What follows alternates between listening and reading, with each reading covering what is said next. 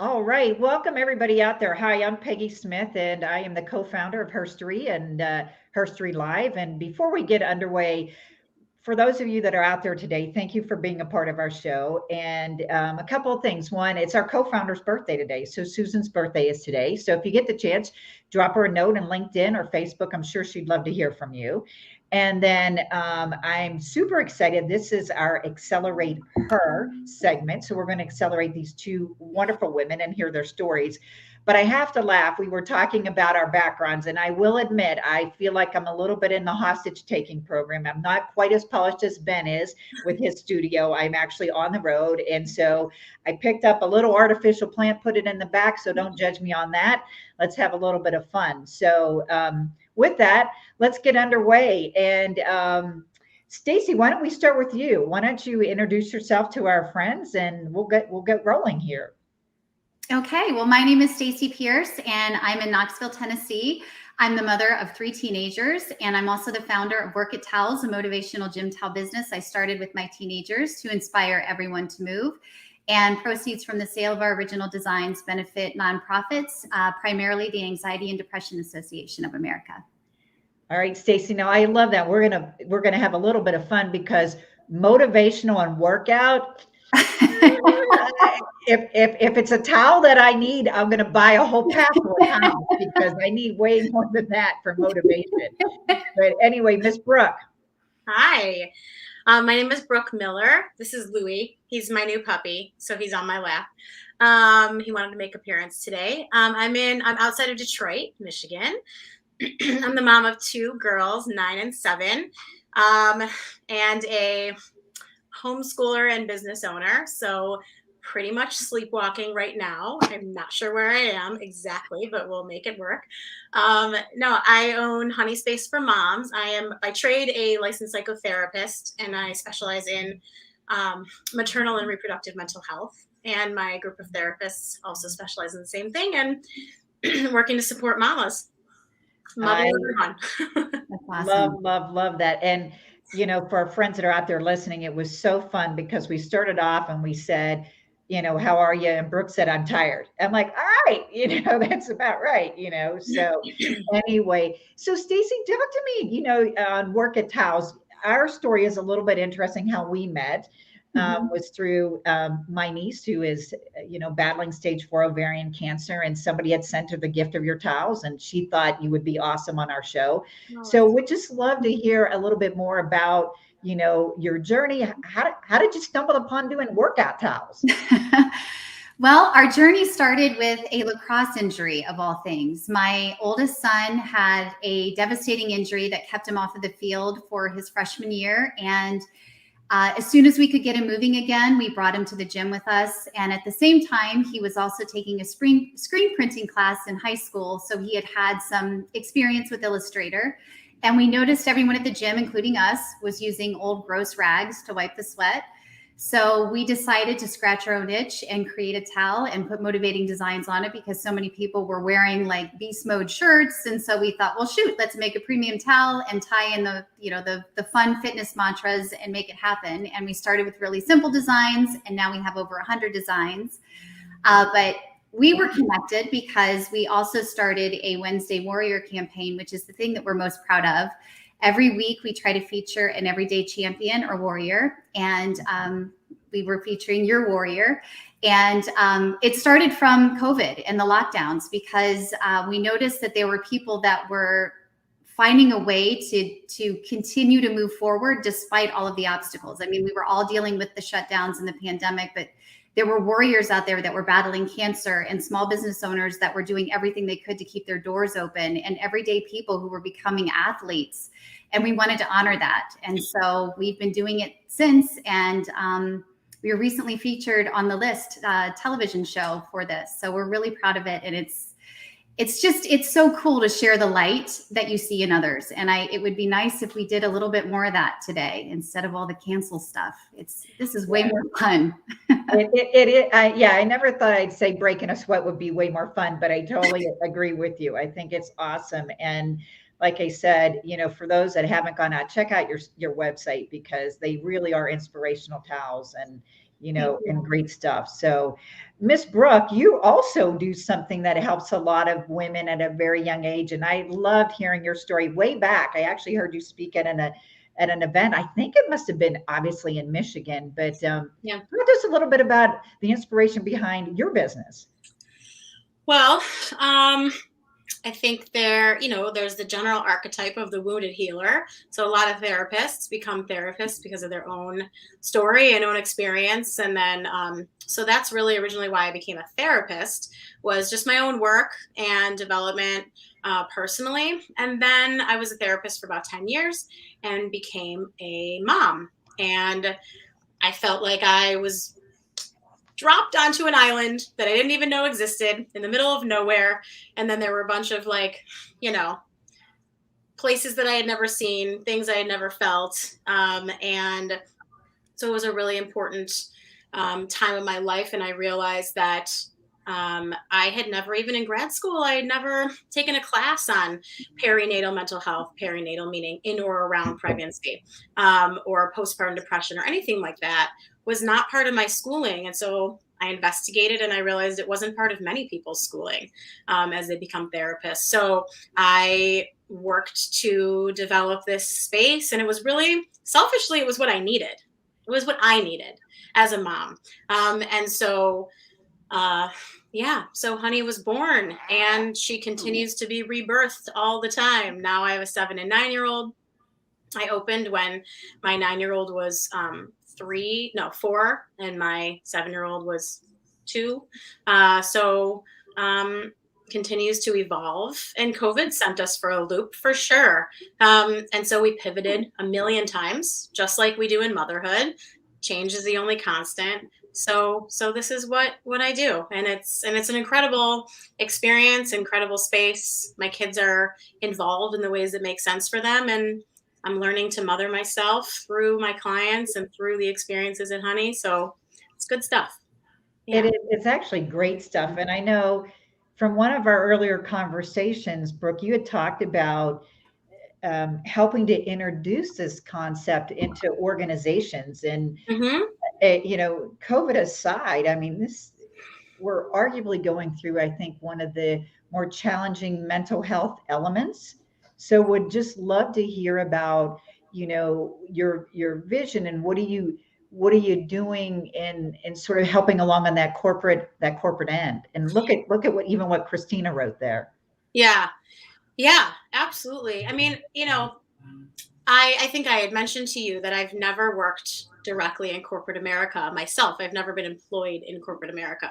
And so I'm always so blown away by the culture. I'm just like, wait, we're not allowed to do that. We're not allowed to be ourselves. That's not, got it. Okay. Wow. That is a rule that I didn't know. So I think what I'm doing is just not following the rules. I'm really good at that. I'm really good at not following the rules. You and I met, I think, through my husband. And so I know that he can attest. I am bad at following rules. I know. I loved your bio where you opened up with that. Yep. Yeah. I just am like, oh, why? Wait, I'm really good at asking why the rule was made. And when no one can give me an answer, I'm like, and I think we're done here.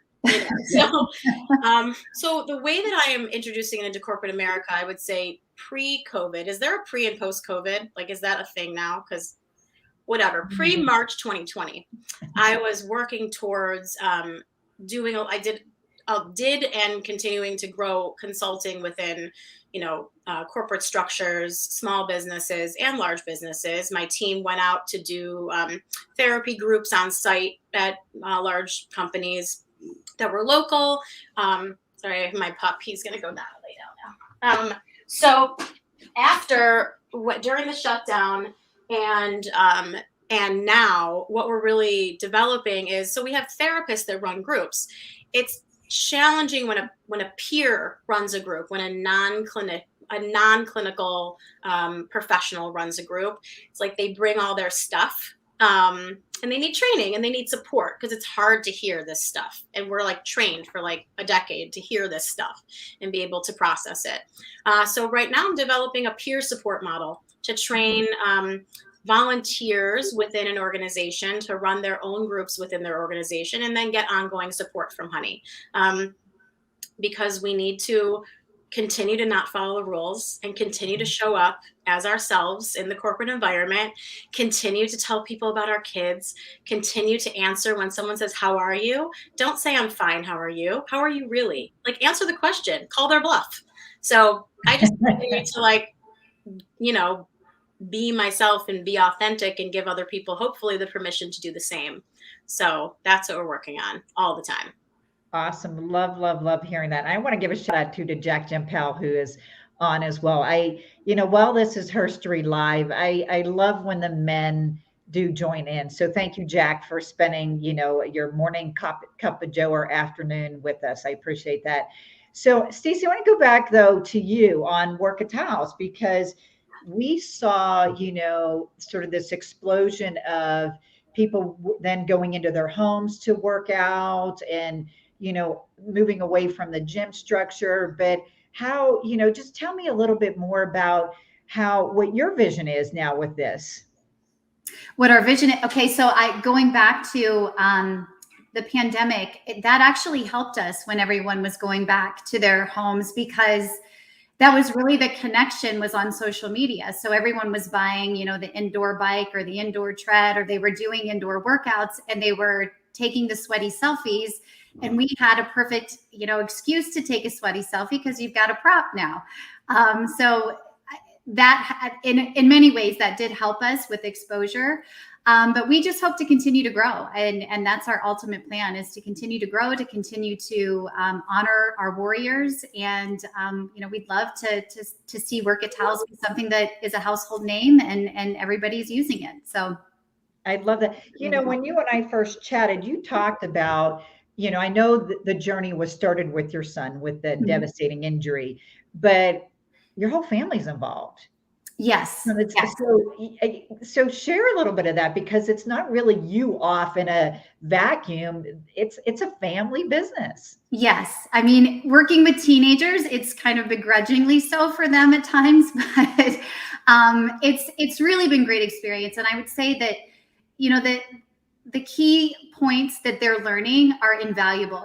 What you see on social media isn't always real. And so they had this perception that this was going to be an overnight success and, we would have all these accolades, and that's just not the case. If you're going to do anything right, you need to build it brick by brick, and you need to be authentic and real. And that's what we're doing. And it takes patience, and it takes stepping outside of your comfort zone. And that's another thing that teenagers have a difficult time with, because they all want to be alike, but they all want to be just a little bit different. And this is way different. And, mom embarrasses them often with the reels and stuff, but it's good. I mean, and I would say the one thing that we really get out of it as a family that I appreciate, especially having teenagers, is, in the mom role, I'm constantly reminding them to pick up after themselves. And did you do this? And did you do that? But when we're working together, it's a much more collaborative environment where we can kind of work from, bounce ideas off of each other and collaborate more. And I do enjoy that piece of it. Plus, in 2008, our family was financially devastated. We had a business, we lost everything. And I think it's important for my kids to see you dust yourself off and you get you just get back out there and you try again. And my oldest in particular is the one that remembers it most, because the other two were so young. But I think the lessons that we're learning from entrepreneurialism is truly invaluable for them. So. Yeah. And is it your daughter that does the designs now? She helps with the designs, yes, because my oldest was really helping with the majority of the designs. He's much more talented than I am, but he's actually in Costa Rica right now studying. He's a freshman in college. So I don't have access to his skills as much, but my younger son is starting to get involved. He's got some ideas, but he's more of our numbers guy, and our daughter loves the merchandising side of it. So when we were able to set up in gyms or at farmers markets, she would help kind of lay everything out. So we're really trying to utilize everyone's strengths. And my husband definitely helps with the numbers. I'm definitely more of a creative. Oh, awesome. Awesome. Well, it is kind of funny. And I promised my daughter that I would give a shout out to her. And I told her there'd be a natural segue. So it was a little bit self-motivated here. So my daughter is a little bit older. She's actually, she's in Italy right now. Wow. That she's got, but So when I go to do these shows, she and I will sit down and I'm like, okay, what could be a fun theme? And so the last two shows, she came up with a theme. And so I didn't give credit and props to her the last time. So this time she's like, I need to hear that you're shouting out to me. So it starts when they're that young, and as you're bringing them up through the business, and she's a marketing, gal. And so I said, okay, I got these two women that are, she goes, what about accelerate her? And I'm like, perfect, done. Love it. So yeah, so you'll get them into, and after you pay for their college education, you might as well get some benefit from it, is what I say. Amen. Yeah. I do want to also, Jack has written in the comments there, which is fantastic. He's like, I have a daughter as a working mom, and so these discussions are valuable to him. I mean, I think that's what's so important. All of us, have had to navigate in one way or another in our journeys and all those things. So I would just love to hear a little bit about, maybe, we're seeing you both with great smiles and how it's been successful, but it's not always that way. So I would invite either one of you, talk to us a little bit about what the worst day was like. How long have you been? How long was time? Oh my gosh. Well, I love that Jack commented in that way, because I will say that shows a level of emotional literacy within him, that he is commenting about his daughter and her experience, and noticing that becoming a mom and working does change the game. Mm-hmm. It changes your capacity. It changes your outlook. It changes your priorities, right? It's the things that I'll speak for myself. The things that I cared so much about or prioritized, or the vision I saw for my life, or the story it was, changed when I became a mom. And it wasn't worse. It wasn't better. It wasn't right and it wasn't wrong. It just changed. And to have people around me that say, yeah, I get it. It changed, and that's okay. And I love you and I support you. And if you want different things, and if your goals are different, that's awesome. How can I be there for you? Right. And so I think that being a working mom, the worst days are the ones where I judge myself and I assume that my approach is wrong, and I block myself from doing what I know I need to do. Like the days that I need my kids to watch movies all day long so that I can catch up and be like, breathe and whatever it is. If I were to go on Instagram or whatever it is, I would see that choice was wrong, that choice was bad, that choice was, lazy, or whatever this BS is that all the stories and all the, influencers are telling us, who are somehow fancy with their hats and their healthy whatever. So I would feel that is not the right choice, right? So the worst days are when that gets to me. The worst days are when I believe them. Mm-hmm. Instead of believing that what I need to do is actually the best for my kids. I have recently asked my kids, what are some of your best memories of our last homeschool year? And it's I love that the winter's coming because we get to make hot chocolate and do the fire and watch a movie together and have popcorn. And I'm like, right. Yeah. Because we're just together. So yeah. So the worst days are when I listen to someone else's truth instead of my own. And I know that's very therapist and profound of me to say, but come on, it's real. It's true. Mm-hmm. When you listen to someone else instead of yourself, you are screwed. Yeah. You really are. Mm-hmm. Brooke, what was, and again, I'm in the hostage room here, so I'm not at my home office, which I had the Post-it note. What was that quote that you said to me? And I was like, are you willing to give up your truth? What was I think I said, this happens often. I'll say something are you willing to give up your vision in order to follow your truth? Yes. Yes. And I it's on a Post-it note right above my desk at home. And I just thought, that's a great line for whatever stage of life we're in, right? Yeah. It's just a really important thing. It's true, because our vision, we create our vision way before we have kids. Mm-hmm. Well, and I think you're spot on. I mean, I'm guilty right now of you know, having too many people influence my judgment of myself. And I'll share a story then. Stacy, I'd love to hear from you.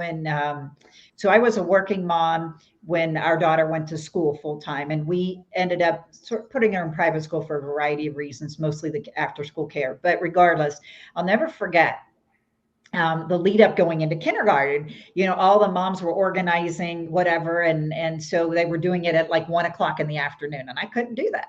So I was like, well, can we do this at 4:30? And I drove up. I had never met any of these moms, and I drove up, and they said, "Oh, you must be Peggy Smith." And I thought, well, what the heck is that? And it was because I was the one that caused them to have to move it to the end of the day.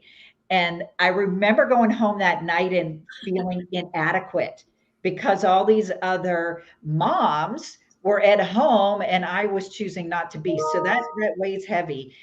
Stacy, before we come to you, I have to give a shout out to Christina because I think she could use some love from us today. I was just going to say that. I want to give her a big hug. Yeah. You're doing amazing. I know, single mom working from home with a 2-year-old who's sick and getting those last 2 molars. You know what, Christina, shout out to you. I hope you get the chance today to take some oxygen in for yourself because you're doing a great job. But either of you ladies, what inspiration, Stacy, would you offer to Christina? And then I'd love to hear about your worst days. Well, rest when baby rests. I mean, definitely try to get rest. There's no shame in resting. And I think that it's so important, but we live in this hustle culture where we always feel like, to Brooke's point, where we always feel like we've got to be something at all times to serve everyone. And it's really gotten to the point of ridiculousness. And I would say that's where I struggle too. That's where my worst days are, is when I compare myself to others. A great deal of our business is on social media, and it's a blessing and a curse. It is what it is, but there are so many positives to it as well. And that's what I try to focus on. And it reminds me of a book that I had read, Atomic Habits. And, yes, love that book. Yes. Where, instead of focusing on the results, you really should focus on your identity, and, the results will come. And too often we focus on the results first without building the foundation and finding ourselves and finding our truth to get to that result. So you're speaking my language, Brooke. I love it. So the book is Atomic Habits. Atomic Habits. Oh wow! I'll have to get. Really good. Agree. Totally agree. I love it. Yeah, I will have to definitely give that a look to see. I'm sure I can learn a tremendous amount from it. Right. Mm-hmm. So when you think about the roles that you have, both of you, and the successes you've built, and Stacy, I want to start with you because you talked about the hardship from 2008, and losing everything. But how are you, sort of helping your kids through this? And what do I mean by that? They might be seeing you at the successful side of these businesses, right? And there's a lot of judgment today on the younger generation sort of having things entitled. So how are you making sure that they're seeing you now, but they may not have seen you in the bowels of the sausage factory, right? Well, actually, they do see that because we are a home-based business. They see that, I'm working a lot. And that really is a struggle for me too, at times to shut it off. Because I want to provide the best customer service, and I want to be all the things. It's just, sometimes you get tangled in that, and they do see a lot of that. So I do think in that sense, it is a blessing. They see that we're building this together, and they really are seeing that nothing has been given to us. Nobody's coming for us to help us and, throw $1 million our way. That we're doing this on our own. And, I think that helps them. I think that those real life, real world lessons are so important. They're seeing the bootstrapping firsthand. Absolutely. I mean, and we equated a lot to sports here. My oldest son has really gotten into weightlifting too. And we show, that example of just consistency, just showing up every day. If it's really that important to you, just show up every day. And that's really one of the main lessons that they're getting. Yeah, from this. Brooke, anything you want to add on that from your side? I'm still working on it.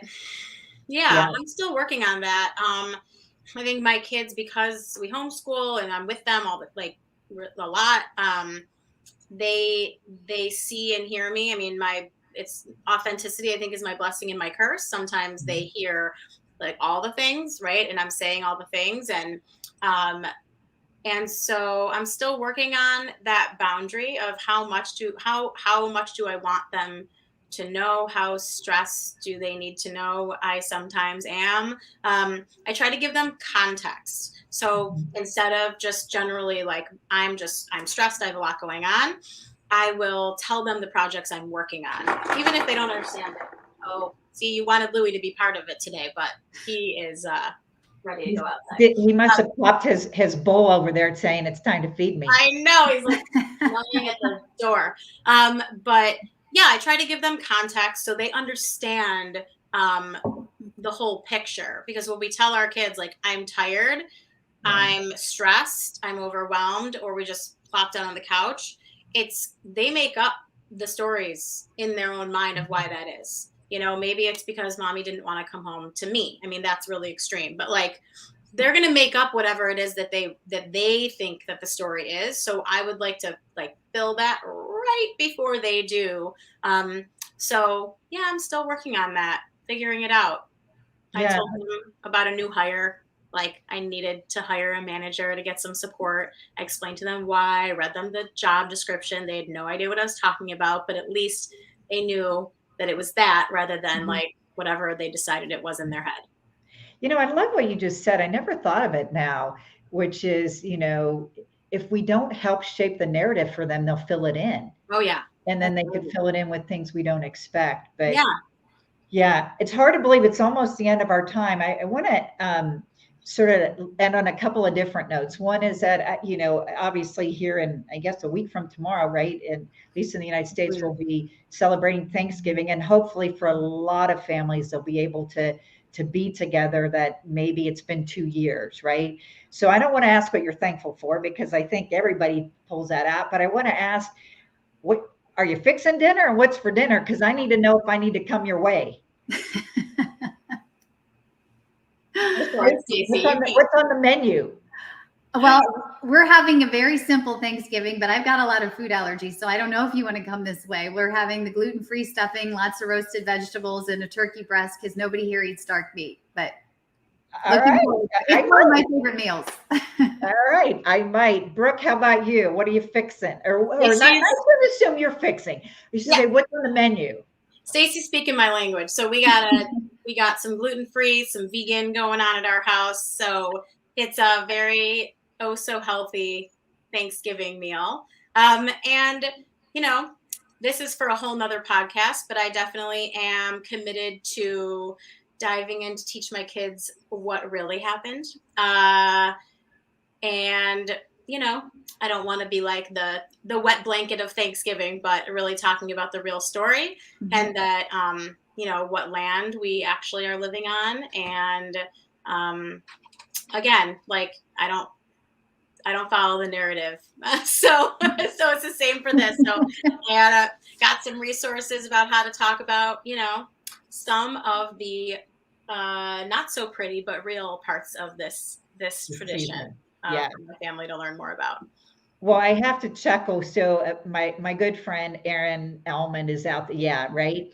So because I don't cook, but I have a model kitchen, and she's been in the kitchen. Actually, she's cooked in my kitchen before. And so you see, if you haven't used that kitchen, because I hosted a dinner and I got made fun of because all of my cookware was still in the plastic. So she has been there. We are going to dinner. We are going out to dinner. So we're going to take advantage of the local neighborhood. But I want to thank you, ladies. You know, you're an inspiration in everything that you do. You know, Stacy, thank you for what you're doing for Warrior Wednesdays. On behalf of my niece, thank you for lifting her spirit, both in the early diagnosis and then in her most recent CAT scan. So I know she thinks very highly of you as well. And Brooke, for all you're doing out there, because, you know, you're changing generations with the moms. And so you're influencing an entire generation. So keep doing great things, ladies. We're thinking about having a Santa appearance in December. So to everybody out there, Ray Abbott, Shannon Pedersen Brown, anybody that was able to listen in today and give us a comment, I appreciate you from the bottom of my heart. Go out there, make good, do well, and enjoy the holiday seasons with those you love. Bye. Thank you.